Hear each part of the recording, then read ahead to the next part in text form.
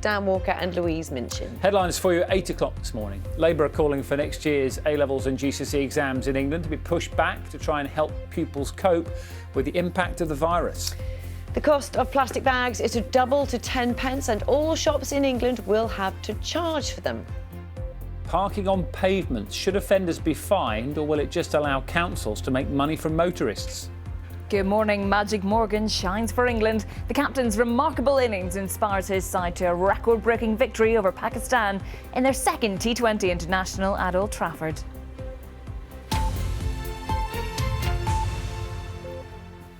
Good morning. It's Monday morning. It's the 31st of August. And the top story for you today is the call for next year's GCSE and A-level exams to be delayed. Labour say pupils need extra time to catch up on the work they've missed during the pandemic. Our political correspondent is Tony Bonsignori. Good morning to you, Tony. Good to speak to you. So let's run through the Labour plan first of all. What are they saying? Morning, Dan. Yeah, well, what they want is for exams planned for next May to be pushed back, really just a matter of weeks, to June, perhaps even to July. And their reasoning is this. On the first thing is they say, look, too many students have missed out on too much valuable teaching over the lockdown already. They've got a mountain to climb, they say, before those exams next year. But in terms of why make the decision now, well, Labour acknowledged that making this decision would have all sorts of implications. For example, it caused problems for employers, for universities, getting enough markers in place. Therefore, they say that, those are problems, but they can be overcome, Labour say. But the decision needs to be made, therefore, now to plan for that. Here's the Shadow Education Secretary for Labour, Kate Green. Our first priority must be to give the students every possible chance to demonstrate their learning, their attainment and their potential. And that absolutely ought to be the government's priority. Young people have never been front of mind when the government's been managing its way or failing to manage its way through this COVID crisis. And we think they need to be put first, and we need to build systems that give young people every chance and every opportunity to do well. OK, that's Kate Green from Labour, Tony. What about the government's plan? What do they say? Well, the government's line at the moment is that exams will go ahead next year, but they are looking at what they can do to help students because they acknowledge that students have faced an awful lot of disruption. And who knows as well what might happen over the coming months with coronavirus. But in terms of this particular push from Labour, this is what the Cabinet Minister George Eustice had to say about it on this programme just a few minutes ago. Frankly, I think it's far too early to be saying that you'll delay them or cancel them. The focus now has got to be getting those schools reopen, allowing them to reopen safely, getting parents to have the confidence for their children to return to school. That is the focus right now. And, one thing we've learned, obviously, from the last few weeks is that an exam result is a very personal thing to the individual. There is no substitute for ensuring that they can sit those exams next year, and that's what we should be aiming to do as we try to return to life as normal. So far, the government resisting this call to already make the decision to push back exams next year. But a problem for the government is it's not just Labour calling for this. I mean, Robert Halfon, a Conservative MP, also chair of the influential Commons Education Committee, over the last couple of days, he's been saying, look, the government and Ofqual, the exams regulator, they need to make this decision by October. Actually, he's pretty pessimistic. He thinks there's only a 50-50 chance of exams next year going ahead anyway. Ofqual, the exams regulator, executives are going to appear before MPs on that committee on Wednesday as MPs return to Westminster. So we might get a bit more of an idea on what their thinking is then. Tony, good to talk to you. Thank you very much for that this morning. Elsewhere today, all shops in England, regardless of size, will have to charge for single-use plastic bags from next April. The charge is going to double from 5p to 10p. This is part of a renewed government drive to be greener and cut unnecessary waste. Our chief environment correspondent, Justin Rowlett, has the details. At the moment, the 5p levy only applies to single-use carrier bags in large stores, those employing more than 250 people. But from next April, the charge will double and will apply in all shops. The government says the initiative aims to protect sea creatures by reducing plastic pollution in the ocean. It claims that since the charge was introduced in 2015, there has been a 95% reduction in plastic bag sales in major supermarkets. But environmental campaigners dispute that. They say we're just buying billions of thicker so-called bags for life instead. The environmental campaign group Greenpeace says the government should go further and set targets for reducing all single-use plastics by supermarkets. This is just a small step when we should be taking big strides. We know the scale of our plastic pollution crisis. The government is well aware of the kind of action they need to take, including on things like bags for life, which contain more plastic. But ultimately, if we're going to be making people, customers, you or I, pay more, surely producers, the people who make the plastic in the first place, should be paying more as well. And that's what we want to see from the government as soon as possible. But the move has been welcomed by the Association of Convenience Stores, which represents small retailers. It says the charge is an effective way of reducing plastic waste. Justin Rowlatt, BBC News. All passengers on a flight to Wales from the Greek island of Zante have been told to self-isolate after some of those travelling tested positive for COVID-19. Almost 200 people were on board that TUI plane. There have been 7 confirmed cases of coronavirus, with some other passengers reporting symptoms. 2 men have been arrested at Stansted Airport under the Terrorism Act. RAF Typhoon fighter jets were scrambled to intercept a plane which was arriving from Vienna. The pair were detained shortly after the flight landed at 7 o'clock last night. Essex police say their inquiries are ongoing. Police say they will do everything within their power to prosecute people who organise illegal raves. More than 3,000 people attended an unlicensed music event on the edge of the Brecon Beacons this weekend. 2 organisers have since been fined £10,000 each. In Norfolk, police were hit with bottles and cans as they shut down a rave in Thetford Forest. Secondary school pupils in Scotland must wear face coverings in corridors, communal spaces and school buses from this morning. They won't have to wear them in the classrooms. Similar measures are being introduced in Northern Ireland and parts of England. In Wales, individual head teachers will be able to decide whether they think that face coverings are necessary. That's something we've been looking at over the last few days, and I know we got loads and loads of messages about that last week as well, when we were mentioning it and interviewing some of the government ministers about it as well. Something we've been talking about today is not only the Eat Out to Help Out scheme, yes, and asking how many of you have been using that and have you found it helpful over the last month or so, but also the issue of parking on streets. I know lots of people have been getting contacted about that one. We've been spoke to one disabled gentleman who was talking about how difficult he finds it to get past cars, and also lots of those who use push chairs getting in contact as well today. But in response to that, some people saying, well, I have to park on the pavement on my street in order to make sure that other cars and also for emergency services can get through. Should we talk about that now? Yeah, go on then. Parking on pavements could be banned actually in England under a plan to make life easier for disabled people, the elderly and parents pushing prams. It's already banned in London, where drivers can be fined £70 if they stop on a pavement. Well, 49-year-old Gavin from Bradford, as we mentioned, is a wheelchair user. He told us how pavement parking has affected his life. I've got to sort of plan my route every day to see where I'm going to go. I have a set route when I go out to take my dog for a walk. Every single day there is an obstruction of some sort in my way. I take photographs of the vehicles and I report it to the police, and I can do that every day. I struggle to confront people because of my illness. I get the usual responses, I'll only be 5 minutes, or can't you get round, or I live here. I've had all the excuses. As far as drivers are concerned, it's all down to education. I think they don't realise that what they're doing is causing obstruction.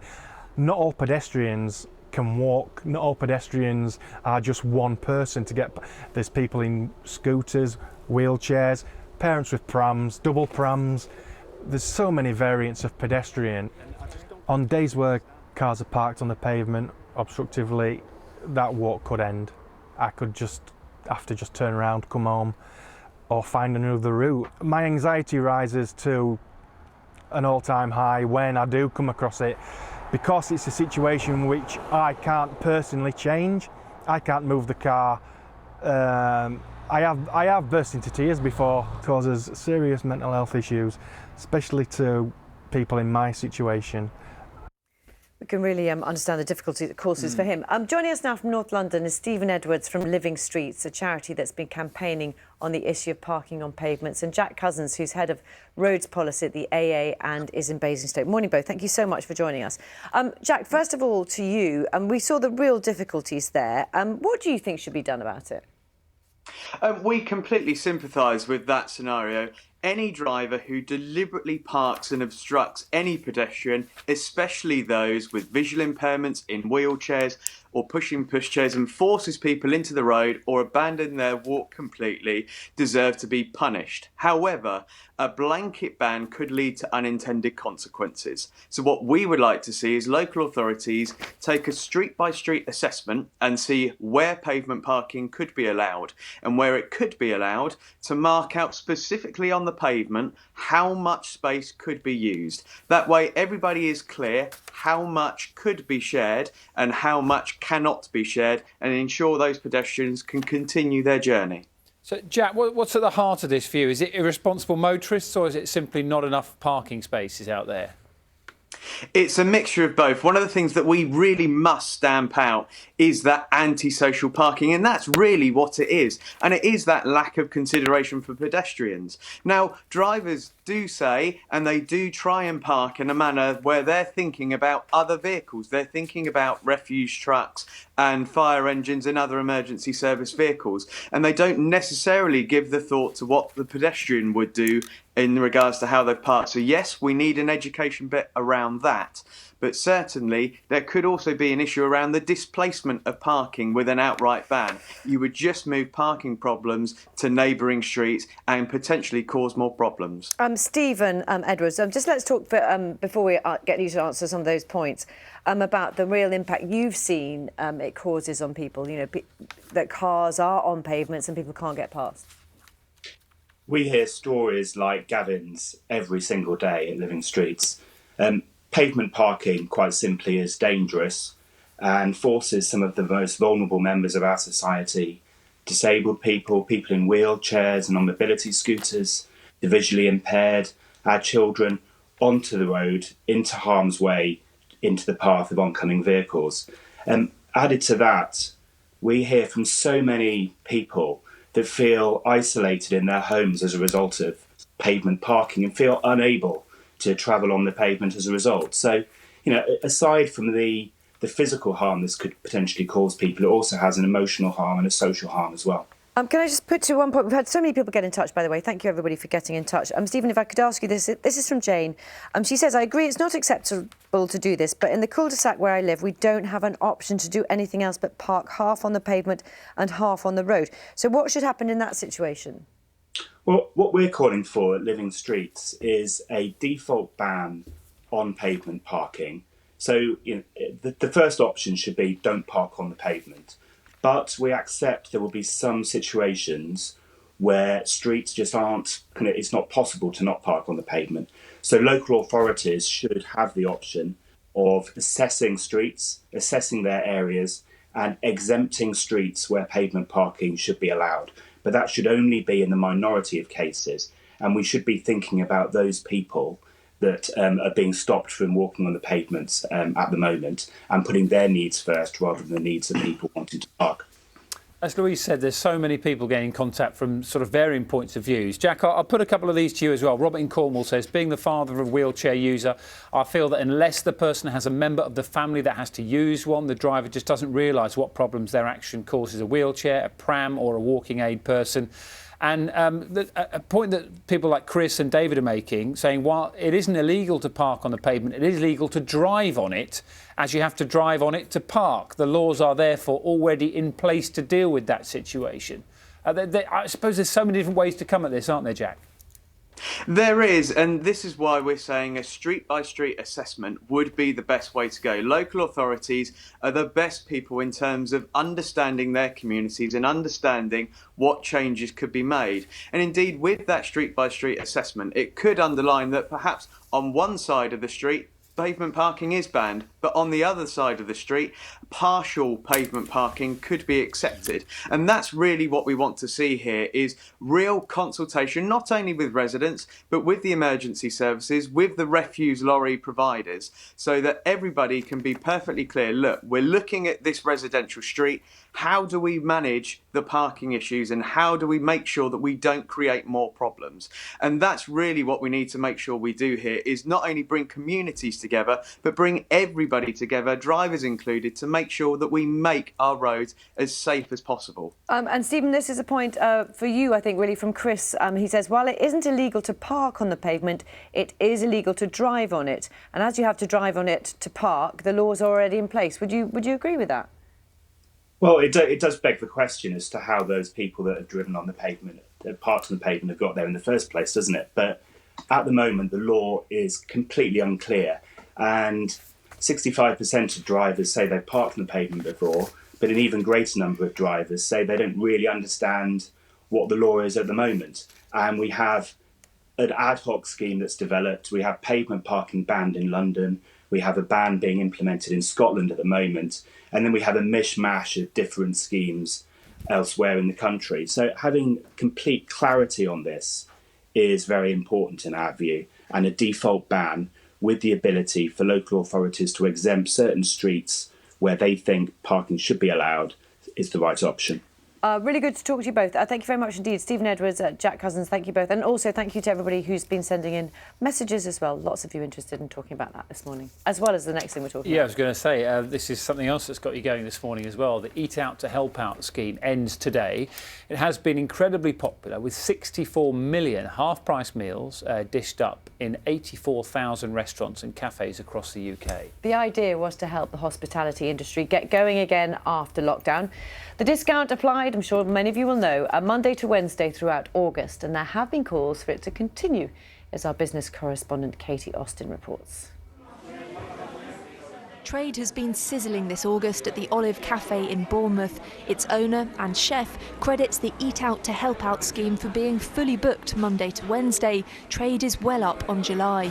People now are more comfortable coming out, eating and enjoying themselves. We do our best, make them happy. Happy with their half-price breakfast on Wednesday were the Sinyenza family, visiting Bournemouth for a few days. And it's not the first time they've used the discount. So we've done breakfast, dinner. So yeah, four times now. Yeah. So we had to book all the restaurants before we left home to be able to get the availability, because it's so popular, yeah. They're not the only ones who've taken advantage more than once. Over the course of August, yeah, probably 10 times. By lunchtime, this pub just out of town was filling up. It's been much busier than expected. The challenge has been getting the ordering right, obviously, and getting the team levels right, OK, but it feels good to have our pubs packed. Especially after lockdown, you know, I didn't feel that confident of actually going out, but this has encouraged us, you know. Industry body UK Hospitality says a third of bars and restaurants have yet to reopen. So this is our outdoor terrace, and it's just been busy like this pretty much constantly. But back in central Bournemouth, the boss of this South African restaurant says the scheme has worked. He's recouped some of his lockdown losses. Trade's record-breaking at the moment. It is a false bubble, so we're not getting too excited about that. But Monday, Tuesday, Wednesday are up probably 100%. The week's up probably 50%. Thursday has pivoted, so Thursday is the new Monday. Slower weekend trade isn't a problem for Andy. Social distancing means he couldn't cope with bumper Saturdays. He says a VAT cut has provided a further lifeline, but wants Eat Out to Help Out to return to avoid an autumn slump. Give September that breathing space, let the schools open, and then bring it back in October and November, where predominantly it's going to be the quietest part of the year, and that's where the biggest worry is. The boom in visitors and people on staycations that Bournemouth has seen this summer helps to explain why restaurants and pubs in the town have seen such a big boost from the government discount scheme. That's not the case everywhere though. Location is key in determining how successful the past month has been for businesses. Pub giant Green King has 3,000 pubs and restaurants. It says while it's seen a benefit overall, city centre venues lacking their usual office workers and tourists are struggling. Well, a lot of our businesses were 50, 70, 90% up year on year. London, or central London, was about 30% down year on year. So it is pretty stark. I have called for government to think about maybe doing a similar scheme for city centres and for London. You know, we need to get people back into our city centres and particularly into central London. The government doesn't plan to extend the scheme but said it's helping the hospitality sector in other ways too. But this London cafe is one of a number carrying on a discount. Trade has been tough since reopening, so a half-price offer in September, funded by the landlord, is designed to lure more people back. Now we are telling everybody that we continue, so you can see people are extremely happy, and I think it will help us a lot for the trade. And as well, we're going to have a lot of people who are back to work in the offices. With the furlough scheme coming to an end in October, businesses like these hope people's interest in eating out will still be on the menu come the autumn. Katie Austin, BBC News. Well, let's speak more about that. Joining us now are Carl Drew, who's in the restaurant that he manages in Swindon, and Craig Beaumont from the Federation of Small Businesses. He's in central London. Morning to you both. Thank you very much indeed for joining us. I mean, I suppose, Carl, first of all, did you enjoy this scheme and did it help? Yeah, very much so. I mean, for me, you know, the government's really helped out hospitality. We've been fully booked through the Tuesday and Wednesday. We chose not to open on the Monday, but it's been amazing, and it gave us an opportunity to sort of showcase the safety, to give the guests the chance to see that it is still okay and good to come out. Craig, what about from your perspective? How do you think that small businesses have reacted? What have they been telling you? Well, the scheme has been an overwhelming success. You mentioned the 64 million meals, but nearly 90,000 outlets have used this, and we've seen a real effort from people to try independent cafes, to try and go somewhere new, to kind of use this scheme to really try and experiment. And I think when you have a great idea and it works, the government should really look at doing it again. You've seen families use it throughout August when perhaps other activities they couldn't normally do. And we've seen that behaviour change in people. So they've gone out, they've tried their local small business, they've seen it operate safely, and that's given them the confidence to go back. Carl, it's been so good that you are going to continue to do it in some ways using your own cash, are you? Correct, yeah. So we're going to do it throughout September now, and then Monday through to Wednesday. We're already fully booked for this Tuesday, Wednesday coming, and near enough there on the following week. So just details, I suppose, what people can still get, up to £10 off per person, and how do you fund that? Yeah, we're just going to run it through ourselves. It's our chance for those that didn't get the opportunity to come out in August and use it. It gives them an opportunity to come in and actually sort of use the system. We're going to fund it because it's also part of our way of giving back, if you like, to the guests and give them a chance to really get out and see what, not only my business but also what the hospitality is doing at the moment. Craig, I was listening to somebody coming in this morning on the radio, a restaurant owner in the northeast of England, and he was saying he feels that if it was to be extended, the problem from his perspective was that it was a sort of a 1 month that everybody knew about, and if it is extended, it sort of loses that value and that sort of wow factor, and he doesn't think it would be successful if it went on. Well, if it was open-ended, that's true. I think that if you have a time limit to it, it does give a sense of urgency. But that's why a time limit extension would be good through September, or perhaps bring it in.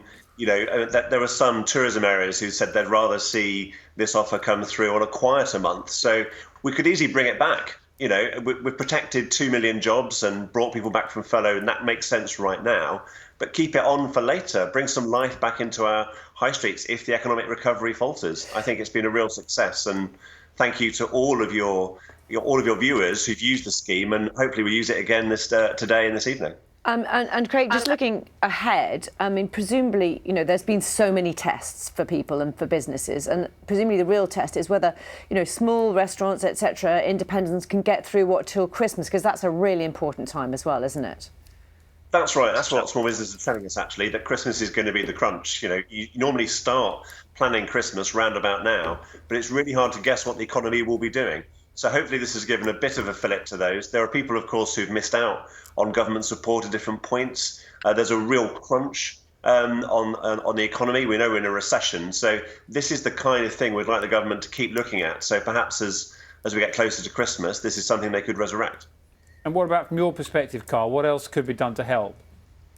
I think definitely, something going into the autumn, because notoriously, as everyone said, October, November for us, and then obviously going into sort of January and early February can be sort of a downturn in trade, and that's obviously pre-COVID, let alone now. So I think if we could do something, whether it's something different, doesn't have to be the same, like I say, rather than doing exactly the same thing, do something a little bit different to it. But some sort of support going into the autumn time, I think, is what the hospitality industry will need. And particularly, as you're saying, for some of the smaller, more independents, it's going to be quite challenging for them, for sure. And Carl, just looking at, people coming into your restaurant, you say it's booked, etc. Do you think there is a sense that people are not afraid to go out? Absolutely, yeah. I mean, everyone, the feedback we've had so far is they feel very safe coming here. It's almost like the new normal, and it kind of feels basically what we were doing before, which is ideal, is what I wanted to create. But it's also good for me because I'm quite a large venue, so it is a bit easier for us to do the social distancing of the tables, etc., compared to probably some of the smaller venues that are out there. Carl, Craig, really good to talk to you. Thank you very much. That's Carl Drew, who's a manager at Hall and Woodhouse, which is in Swindon, and Craig Beaumont from the Federation of Small Businesses. And if you are enjoying the final day of Eat Out to Help Out, then enjoy your food today. 8:27, you're watching Breakfast, still to come on the programme. We have been talking throughout the programme about an increase in charges for plastic bags in England. Celebrity chef Hugh Fearnley-Whittenstall will be here with us before 9 o'clock to talk to us about that and on his own war on plastic. That is all on the way, but right now the time is 8:27. Thanks, Dan and Louise. Good morning. Nearly 200 passengers who were on a flight to Cardiff from the Greek island of Zante have been told to self-isolate after 7 of them tested positive for COVID-19. The TUI flight 6215 landed at Cardiff Airport on Tuesday. Public Health Wales says anyone with symptoms should book a test without delay. We also know now subsequently that there are at least 16 confirmed cases now associated with the passengers on this flight. We believe all of them acquired the infection in Zante and have travelled on this particular flight. So it's really important that people self-isolate, and if they are showing any symptoms, however mild those symptoms might be, we are advising them to take a test immediately. 2 organisers of an illegal rave in the Dillais Valley, which attracted 3,000 people from around the UK, have been fined £10,000. Police, who are still at the site, have criticised the irresponsible actions of those at the event in Banwen on the edge of the Brecon Beacons. People living nearby have been concerned. Like ants coming up the street, they started late and they were just coming from everywhere, and people were being quite ignorant, weren't they? Peeing in the street, taking drugs over there in the car. Mad. We haven't been to bed. It was impossible to go to bed.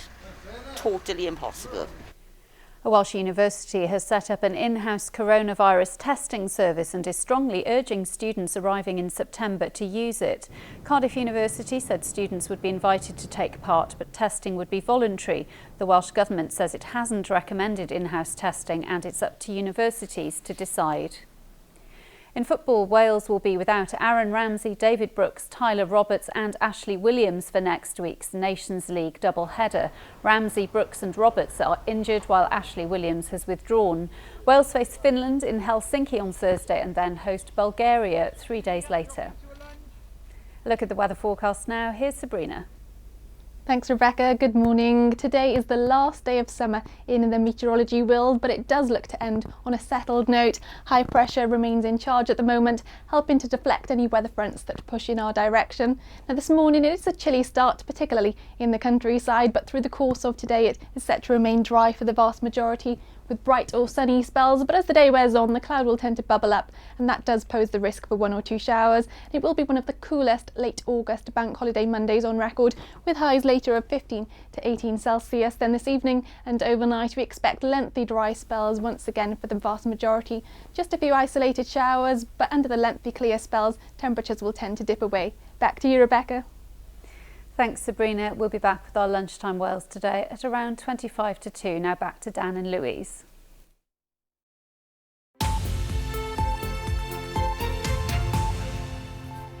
Hello, very good morning to you. You're watching Breakfast with Dan and Louise. It's exactly 8:30. It's Monday morning, and secondary school pupils in Scotland must wear face coverings in corridors, communal spaces and school buses from this morning. Children won't have to wear face coverings in classrooms. Similar measures are being introduced in Northern Ireland and parts of England. Conor Gillis reports. Masks in hand and ready for school. It's probably going to help us all in the long run. Yeah. It's just, it probably should have been introduced from the start, like from day one. Yeah. No, there is quite a few pregnant teachers, so it is helping out with everybody. And there's like people with underlying health conditions, so like in the long run it does help everyone else. This new guidance for Scotland comes into force today. Secondary pupils and staff will be required to wear face coverings in corridors where it's hard to stay apart. But there can be exceptions on medical grounds, and there will be still no need for coverings in classrooms. The other big change is on school buses.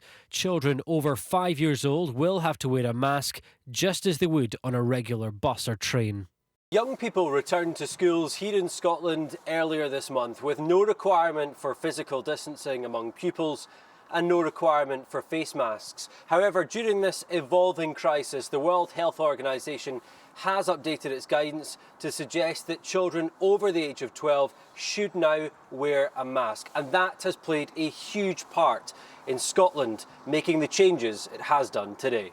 Schools in Northern Ireland will mirror Scotland. In England, secondary pupils in areas under local lockdown will need to cover their faces in communal areas on return this week, but head teachers in any school can introduce the measure if they wish. In Wales, it's up to local councils and schools to decide. The goal across the country is to prevent this, the very images officials are trying to avoid. We would like to see smaller class sizes and more physical distancing, rather than face coverings in the classroom. But ultimately, if the level of infection increases outside of schools, then face coverings in the classroom will have to be looked at potentially somewhere down the line. And that is the unpredictable reality when dealing with such a volatile virus. Conor Gillis, BBC News, Glasgow. Well, let's speak to our reporter, Jamie McIver, who's at a school in Glasgow for us this morning. Good morning to you. Good to speak to you this morning. So give us an idea of exactly what it's going to look like there today. Well, morning, Dan. Schools in Scotland have now been back for 3 weeks, of course. I'll give you a sense of what the new normal was already like at schools in Scotland. If you look behind me, you'll see the door. Some pupils are already gathering outside. Different doors used for different groups of students to try to help keep people apart. And you'll also notice that there are hand sanitizer stations dotted around the school to help protect staff and students alike. But today comes the big change with face masks in corridors. Here to tell me more is the head teacher, Alison Mitchell. Alison, what will this change actually mean in practice here? So in practice, from today, all students and staff should be wearing a face covering when they enter the school, in busy areas, a communal area here, and when moving from class to class. And some may also choose to wear these in classes. And very important to remember how to wear your face mask properly, because you'd be taking it off and on maybe 7 times a day between lessons. Yes, pupils have been shown how to store it properly, and they know that they need to cover the nose, the mouth and the chin with the face mask. And it will take a bit of practice, but they're very resilient and they will get used to it. Now, there are some medical exemptions. Just what categories of students may not need to wear a face mask? There are some that will have exemption for medical reasons, and others that have additional support needs. We've already had conversations with many students and families around issues of anxiety, and we'll work individually with these students and make sure that these students are not feeling singled out in any way. But what if somebody simply refuses to wear one because they don't like it or they don't want to wear one? And that's interesting, because we've had conversations with all of our pupil support classes and talked about our responsibility to support each other as a community and to keep each other safe. So it's not about enforcement, but it's about relationships and conversations, and hopefully people will see the benefit of wearing the face coverings. Do you think it will make a real benefit, or is it simply about giving people a wee bit of extra confidence? I think it's a bit of both. It gives extra confidence, but we don't want the focus to be on the face coverings or the changes as a result of COVID. The focus is on learning, and if wearing face coverings means that people can learn confidently, then we're all for that. Alison, thank you very much indeed. Well, as I say, schools in Scotland have now been back for 3 weeks. I'm pleased to say some of the students here have been turning out bright and early to tell me more about their experience. And Cameron, how do you feel about wearing a face mask in the school now? It's been slightly strange at first, but we've been wearing them basically everywhere else in shops and buses, so it's just something we need to do to, stop the spread of the virus and lower everybody's anxiety. And very important for senior students to be good role models to other kids as well, isn't it? Yeah, pupils have been very supportive of it, and many pupils did before wear face masks to keep everyone else safe. So in the long run, it will definitely be beneficial to help keep the schools open. Now, of course, younger people are at less risk from coronavirus. Some young people may not feel the need to wear a face mask. We've sometimes heard stories about teenagers on trains not wearing their masks. What would be your message to them? Well, I think it's not just about yourself, it's about protecting everybody else, the vulnerable and older people. So, you need to do your part to stop the spread.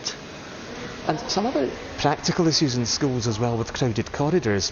What have things been like for you the past 3 weeks? Were you feeling nervous in the school, or did you feel quite relaxed quickly? At first, many pupils did be nervous, but the school has made the one-way system accessible for everyone to maintain social distancing with teachers and pupils. So everyone has gotten used to it, and days go on, everyone will get used to it. Of course, these practical changes we've seen in the school, like one-way systems, have they been conspicuous, or have you just learnt to get used to them? I think that people, because before we already had a one-way system, but I think even more so it's more enforced now, and that everyone should be following it and following the rules. Now, I notice everybody seems to have a black or a white face mask on here, because would it be a good thing if we started to have a bit of a fashion contest with people maybe starting to wear a brighter range of masks, or is it better that people stick to the plain ones? Well, we've not heard anything about there being a school uniform and masks, so I think it's really just a decision, but I don't think it really depends on a contest or anything. I think it's just how you feel about it. So certainly that's a big change at schools in Scotland today. As I say, face masks now mandatory in corridors and other crowded environments in secondary schools. The other big change concerns school buses. Pupils in school buses now need to wear a face mask too, all pupils aged over 5, just as they would on regular public transport. So certainly as education resumes in Scotland, this is a big step towards finding that new normal. Yeah, it's really interesting to hear all of their points of view. Jamie as well. Thank you very much, Steve. Thank you. 8:38. Holly is looking ahead and looking back at what's been a very, very busy weekend of, sport in general, Holly, but big cricket on the BBC for the first time in a while. Yeah, the first time in, 21 years. 1999 was the last time that the BBC showed cricket. And to be fair, it ticked every box, didn't it? We had the good weather, we had plenty of drama, and for England fans, well, they got the result as well. But it was the England captain, Owen Morgan, who simply stole the show. He led from the front as his side beat Pakistan in the second T20 international. Now, after being put into bat, Pakistan flew out of the blocks, setting England a victory target of 196. Well, they lost a couple of early wickets, but Morgan hit 66 off just 33 balls.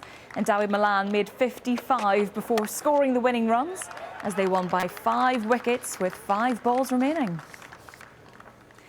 Now, Lewis Hamilton says he understands the frustration of fans watching him win practically every single race. But he claims it's different when you're in the driver's seat. Victory in the Belgian Grand Prix was his 5th in 7 races this season. And he's now just 2 wins shy of Michael Schumacher's record of 91. But even he admits he got pretty bored with watching Schumacher's dominance in the early 2000s.